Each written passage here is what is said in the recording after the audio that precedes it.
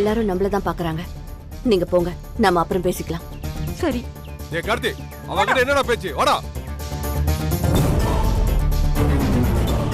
அக்கா நீயும் போ, நான் பாத்துக்கிறேன். சரிடா.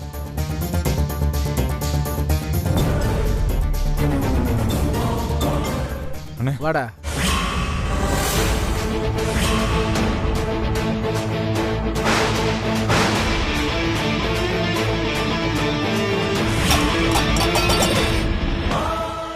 என்ன சங்கிலி, உனக்கு என்னாச்சு?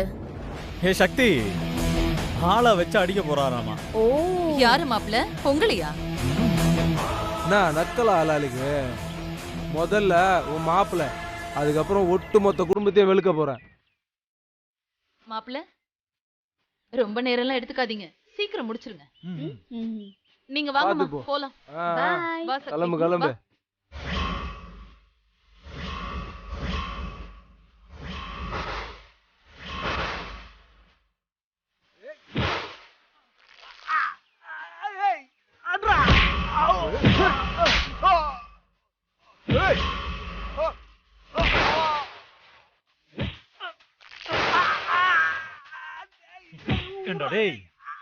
எதுக்குடா உனக்கு இந்த தேவையில்லாத வேலை?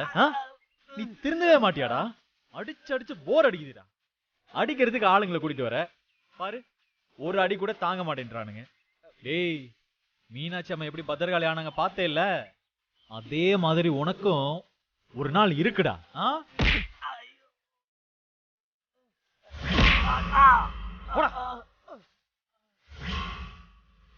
ஓடுங்கடா.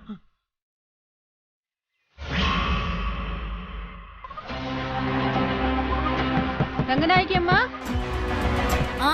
வாங்க. வணக்கம்மா. வணக்கம்மா. வணக்கம் ரங்கநாயகி அம்மா. என்ன உங்களுக்கு ஞாபகம் இருக்கா? என்ன இப்படி கேட்டுட்டீங்க? உங்களை மறக்க முடியுமா? உட்காருங்க. என்ன சாப்பிடுறீங்க? காஃபியா டீயா? ஐயோ, அதெல்லாம் ஒண்ணும் வேணாம். சொல்லுங்க, என்ன விஷயம்? எல்லாம் உங்களுக்கு தெரிஞ்சிருக்கும்னு நினைச்சு வந்தோம். ரொம்ப அநியாயம் பண்றா அந்த மீனாட்சி. மீனாட்சியோட விஷயத்தை எல்லாம் என்கிட்ட எதுக்கு சொல்றீங்கம்மா? காரணம் இருக்கு. பஞ்சாயத்துல நீங்க சொன்ன வார்த்தைக்கு கட்டுப்பட்டு மருமகளா அந்த யமுனாவை நான் ஏத்துக்கிட்டேன். அந்த மீனாட்சிக்கு என் பையன் மேல ஏதோ தப்பான எண்ணம் இருக்கிற மாதிரி இருக்குமா.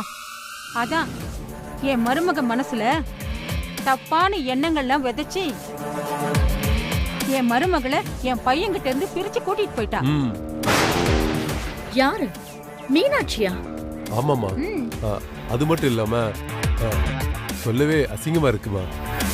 சம்பந்தின்னு கூட பார்க்காம என்னையும் இவளையும் நடு ரோட்ல வச்சு அடி அடின்னு அடிச்சிட்டாமா. மீனாட்சி உங்களை சவுக்கால அடிச்சாங்களா? என் புள்ளம்பள சத்தியமா சொல்றமா, சவுக்காலே அடிச்சாமா. தாங்க முடியலமா. இதை என்னால நம்பவே முடியல. இப்படிதான் ஊரு ஃபுல்லா ரொம்ப அமைதியானவன்னு பேர் மட்டும் வாங்கி வச்சிருக்கா. ஆனா இன்னைக்கு அவளோட சுயரூபம் எல்லாருக்கும் தெரிஞ்சு போச்சுங்க. சரிங்க, இதெல்லாம் உங்க குடும்ப பிரச்சனை. இதெல்லாம் என்கிட்ட எதுக்கு வந்து சொல்றீங்க?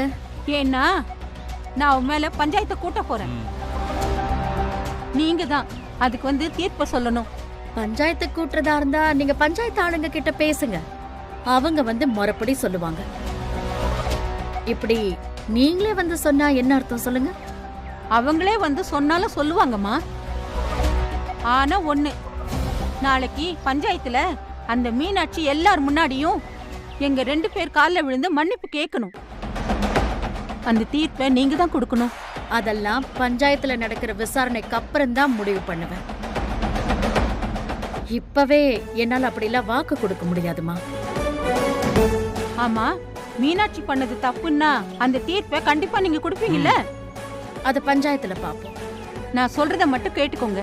நீங்க என்ன தீர்ப்பு கொடுத்தாலும் அது அந்த மீனாட்சி மட்டும் ஏத்துக்கவே மாட்டா. அவ உங்களையும் அவமானப்படுத்துவா. சேச்சே, மீனாட்சிக்கு என் மேல எப்பவுமே ஒரு மரியாதை உண்டு.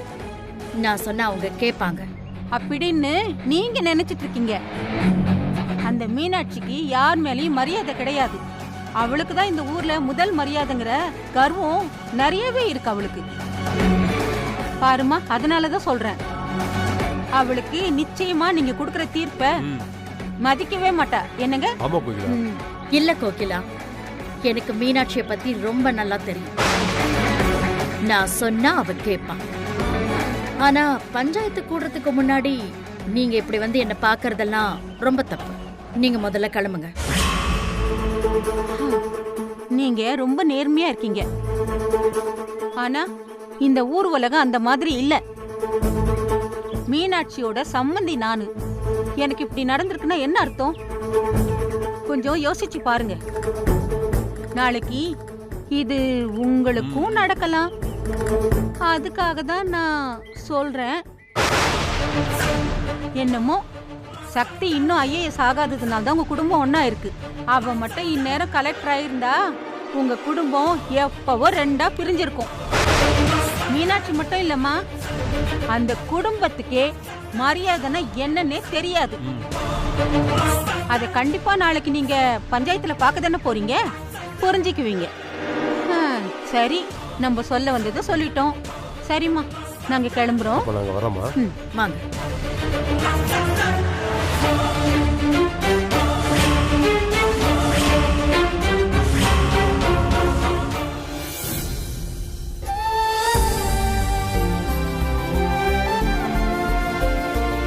கடவுளே, உட்காரு. என்ன கடவுளே, என்னாச்சு? உட்காருன்னு சொல்றேன்ல. நான் எதுக்குமா இங்க? உட்காரு யமுனா, உட்காரு. இனிமே இதுதான் உன் இடம். அம்மா, நீ சொல்றது புரியல. எங்கேயோ யார் வீட்லயோ யாருக்காகவோ நீ பயந்து பயந்து வாழ வேண்டிய அவசியம் இல்லம்மா. உன் புருஷன் உனக்கு உறுதுணையா இருந்திருந்தா நான் இந்த முடிவுக்கு வந்திருக்க மாட்டேன். ஆனா உன் புருஷன் அவங்க அம்மா செய்யறது தப்புன்னு தெரிஞ்சும் சும்மா நிக்கிறாரு பாத்தியா? எப்ப எல்லாரும் முன்னாடியும் கோவில்ல வச்சு பொண்ணு அந்த கோகில அரைஞ்சாங்களோ அதுக்கப்புறமா நீ அவங்க வீட்ல இருக்க வேண்டிய அவசியமே கிடையாது. அம்மா, அதுக்கும் இதுக்கும் என்ன சம்பந்தம்? இருக்கு, நிறையவே இருக்கு. அந்த பொண்ணு என்கிட்ட வந்து கேட்டதும் தான் எனக்கே அது உரைச்சுது. எந்த பொண்ணுக்கா? அதை விடு, அவ சொன்னதை பத்தி மட்டும் பேசுவோம். கல்யாணம் தான் ஒரு பொண்ணுக்கு எல்லான்னு என்னைக்கு நாம ஒரு முடிவுக்கு வந்தோமோ அன்னைக்கு ஆரம்பிச்ச பிரச்சனை இது. இன்னைக்கு எனக்கு எல்லாமே தெளிஞ்சிருச்சு. யமுனா, இது உன்னோட மிஸ். நீதான் இனிமே இந்த மிஸ்ஸுக்கு எல்லாம். இந்த மிஸ்ஸோட வாரிசு. இந்த மெஸ்ஸ ஒரு பெரிய ஹோட்டலா மாத்த வேண்டியது உன்னோட பொறுப்பு. இனிமே அதுதான் உன்னோட கனவா இருக்கணும்.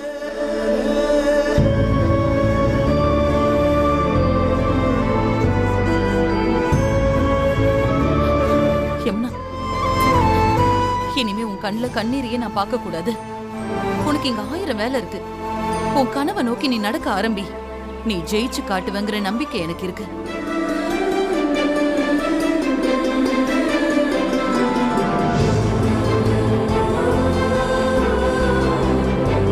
சக்தி, என்ன இதெல்லாம்?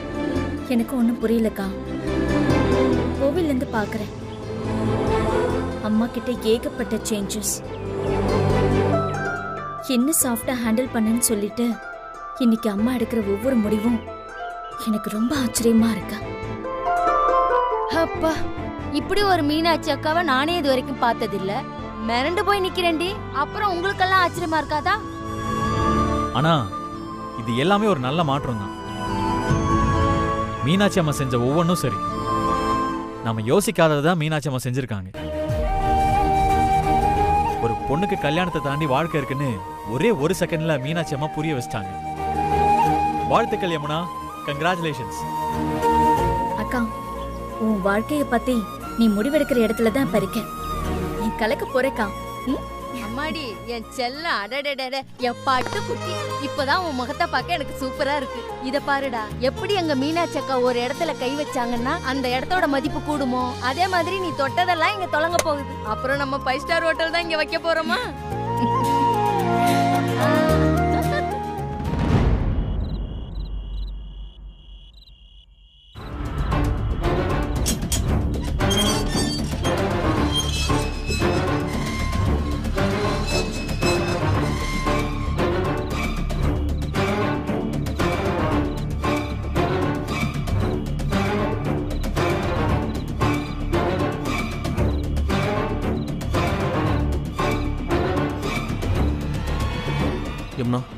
உன்கிட்ட கொஞ்சம் பேசணும். நமக்குள்ள பேசுறதுக்கு இனி என்ன இருக்கு கார்த்திக்? என்ன யமுனா இப்படி சொல்ற?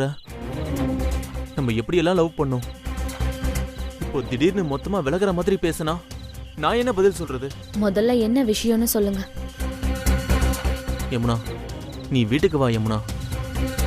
நீ இல்லாம நான் எப்படி அங்க தனியா வாழ முடியும்? அவ்வளவுதானா? இதோட முடிஞ்சிருச்சா இல்ல வேற ஏதாவது இருக்கா? யமுனா, கோவில்ல உங்க அம்மா என்ன அடிச்சாங்கன்னு உங்களுக்கு தெரிஞ்சதுல, அப்ப நீங்க என்ன பண்ணீங்க கார்த்திக்? எனக்கும் கோபம் வந்துச்சுதான். ஆனா அம்மாவை நான் என்ன கேட்க முடியும்? வீட்டுல போய் பொறுமையா அவங்க கிட்ட இதெல்லாம் தப்புன்னு எடுத்து சொல்லாம தான் இருந்தேன். ஓ, என்ன அரைஞ்சா கூட வீட்ல போய் பொறுமையா எடுத்து அதுக்கப்புறம் சொல்வீங்க, ஒண்ணுமே கேட்க மாட்டீங்க உங்க அம்மாவை. அது இல்ல யமுனா. அப்படிதான் கார்த்திக், அதான் நான் இன்னைக்கு கண்கூடாவே பாத்துட்டேனே. இப்ப எதுக்கு இந்த இருட்டுல யாருக்குமே தெரியாம என்கிட்ட வந்து பேசிட்டு இருக்கீங்க?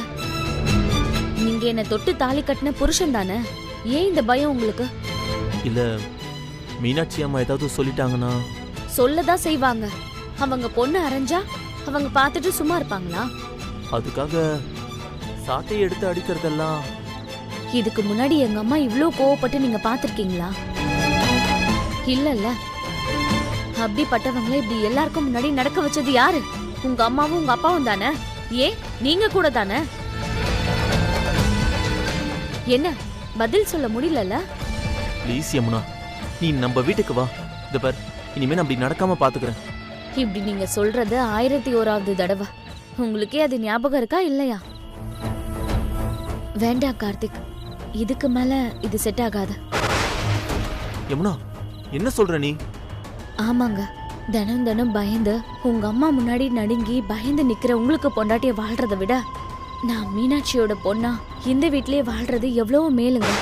யமுனா, இன்னைக்கு எங்க அம்மா மெஸ் கல்லால உட்கார வச்சப்ப என் மனசுக்கு ஒரு சந்தோஷமும் தன்னம்பிக்கையும் இருந்தது. இத்தனை நாளா எதை மிஸ் பண்ணிட்டு இருந்தேன்னு இன்னைக்குதான் எனக்கே புரிஞ்சுதுங்க. நான் மிஸ் பண்ணது என்னோட தன்னம்பிக்கைய. அத மீட்டு கொடுத்ததுல ஒரு வகையில உங்களுக்கும் ஒரு பங்கு இருக்கு. இந்த வகையில நான் உங்களுக்கு நன்றி சொல்லலாம். ரொம்ப நன்றி. நீங்க போகலாம். யமுனா,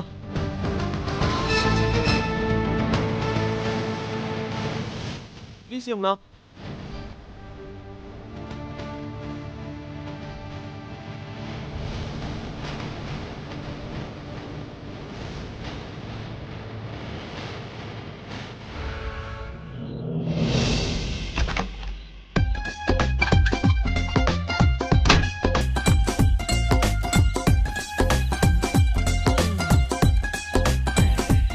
என்ன? ஒண்ணு இல்லையே. சரி, வெளியில போய் படு, காத்து நல்லா சிலு சிலுன்னு அடிக்குது. பூஜாவுக்கு கல்யாணம் ஆயிடுச்சுன்றத மறந்துடாத. எனக்கு எல்லாம் ஞாபகம் இருக்கு, ஆனாலும் நீ வெளியில போய் தான் படுக்கணும். ஏய், அதெல்லாம் முடியாது. நான் இங்க தாண்டி படுப்பேன்.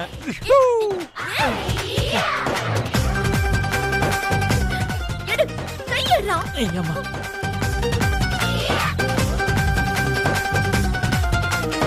ஒரு பெண்ணை பாரு, ஆஹா, ஒரு முத்தம் தா, ஆஹா, இந்த பக்கம் வா, ஆ, என்னை அணைத்திடவா, ஆஹா.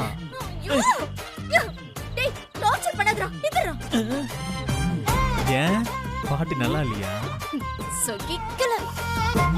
சரி, நான் வேணா வேற பாட்டு பாடட்டா? போற போக்கில் ஒரு லுக்க விட்டு என்ன செஞ்சுட்டாளே, என்ன செஞ்சுட்டாளே, பாரபட்சம் பார்க்காம கூட வச்சு செஞ்சுட்டாளே. இது சரிப்பட்டு வராது. முதல்ல நானே வெளியே போய் படுக்கிறேன், ஓகேவா? ஏய் இருடி, நானே வெளியே போய் படுக்கிறேன். அப்பப்பா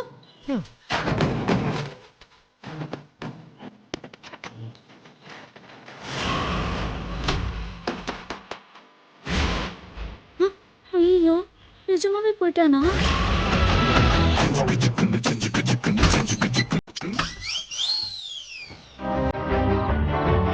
மாட்டினியா?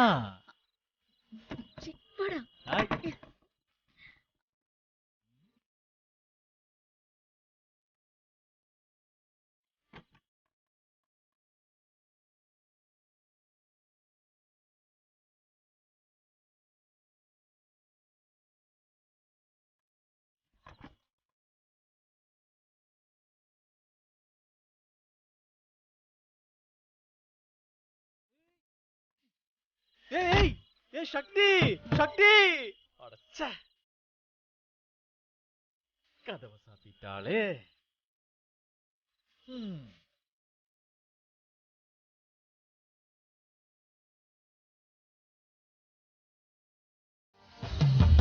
தேவதையின் விழியில்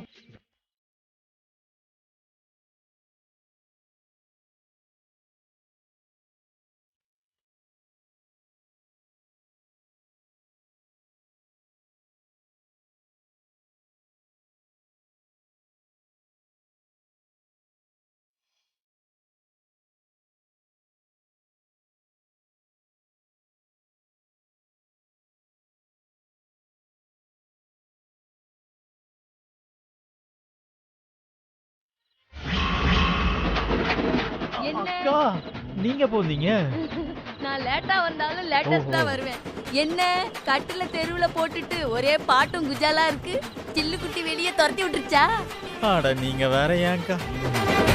ஒரே ஒரு சத்தியம்க்கா, அத பண்ணாலும் பண்ண இதுக்கு மேல எதுவும் கேட்காதீங்கக்கா. சரி சரி சரி சரி, ரொம்ப கவலைப்பட்டுக்கிறாதீங்க மருமவனே. மீனாட்சி அக்கா இப்பதான் ஒவ்வொரு பிரச்சனைக்கா முடிவு கட்டிட்டு வருது. அப்படியே உங்க பிரச்சனைக்கு ஒரு முற்றுப்புள்ளி போட்டுருவோம். அது வரைக்கும் சில்லுக்குட்டிய மனசுல வச்சுக்கிட்டு அந்த நிலாவை பார்த்து உங்க ஆசையெல்லாம் சொல்லிக்கிட்டே இருங்க. நான் கிளம்பட்டுமா? பாரு. போங்க போங்க. ஐயோ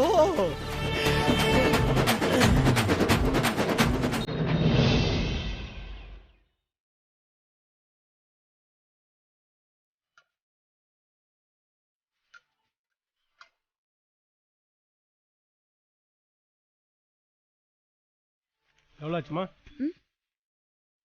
இந்தம்மா. சாம்பார் இன்னும் அம்மா வேணுமா? பணத்தை என்ன வேலையம்மா? இத்தனை வருஷமா எங்க கடைக்கு வரீங்க, உங்களை நம்பாம எப்படிங்க? சரி நீங்க போயிட்டு வாங்க. அக்கா, இத்தனை நாளா நம்ம பொண்ணு இழந்திருந்த நிம்மதிய இப்பதான் அது முகத்துல நான் பாக்குறேன். ஐயோ, எனக்கு இப்படி ஒரு அம்மா கிடைக்காம போயிருச்சு. இருந்திருந்தா என் வாழ்க்கை இப்படி ஒரு குடிகாரனோட சிக்கி சீரழிஞ்சிருக்குமா? சாந்தா, உனக்கு ஒரு நல்ல காலம் வரும், நீ எதுக்கும் கவலைப்படாத. மீனாட்சி அம்மா.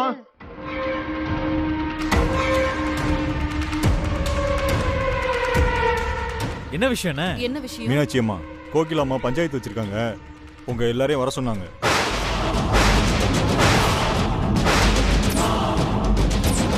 நினைச்சேன் இவ்வளவு விஷயம் நடந்ததுக்கு அப்புறமும் கோகிலா சும்மா விட மாட்டாளேன்னு நினைச்சேன். பாத்தியாக்கா, அவ புத்திய காமிச்சிட்டா பாத்தியா? சீக்கிரம் வந்துருக்குமா எல்லாரும்?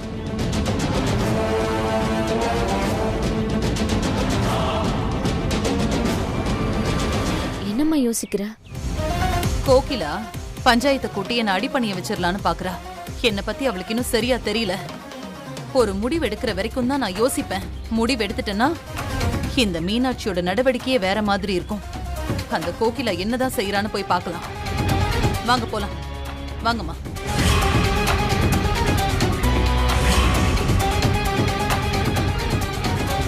வெற்றி, உங்க அம்மா தான் இன்னைக்கு பஞ்சாயத்து வைக்கிறாங்களா?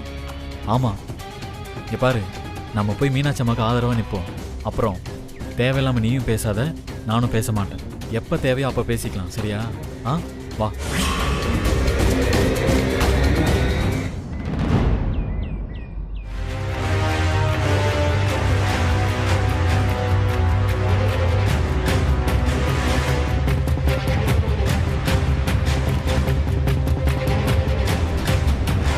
வணக்கம். வணக்கம். வணக்கம்.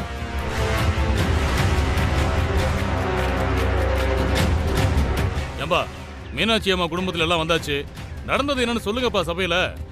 அம்மா, இந்த மீனாட்சி கொஞ்சம் கூட மரியாதையே இல்லாம சம்பந்தியன் கூட பார்க்காம எல்லார் முன்னாடியும் என்ன சவுக்காலி அடிச்சிட்டாமா. ஆமாம்மா, இந்த அவமானத்தை எங்களால தாங்கிக்கவே முடியலம்மா. அடிச்சாங்கன்னா ஏன் அடிச்சாங்கன்னு கேளுங்கம்மா. என்ன வேணாலும் இருக்கட்டும்மா, அதுக்காக கை நீட்டுவாளா? அப்போ நீங்க கை நீட்டினீங்களே அது? மா, இருமா ஒரு நிமிஷம். மீனாட்சி, இதை பாருங்க, நீங்க ரொம்ப பொறுமையானவங்கன்னு இந்த ஊருக்கே தெரியும். கோகிலா சொல்றத நான் இப்ப கூட நம்பல. நீங்களே சொல்லுங்க, இவங்களை நீங்க சாட்டையால அடிச்சது உண்மைதானா? அடிக்கிறதெல்லாம் அடிச்சிட்டு ஒண்ணுமே தெரியாத மாதிரி நிக்கிறா பாத்தீங்களா? புஷ்பா, பஞ்சாயத்துல குறுக்க பேசக்கூடாது. இத பாருங்க, நான் தான் சாட்சி, நான் தான் அதை பார்த்தேன். முதல்ல மீனாட்சி அம்மா என்ன சொல்றாங்கன்னு கேட்போம், அப்புறம் நீ வந்து சாட்சி சொல்லலாம். மீனாட்சி அம்மா, நீங்க அடிச்சது உண்மைதானே?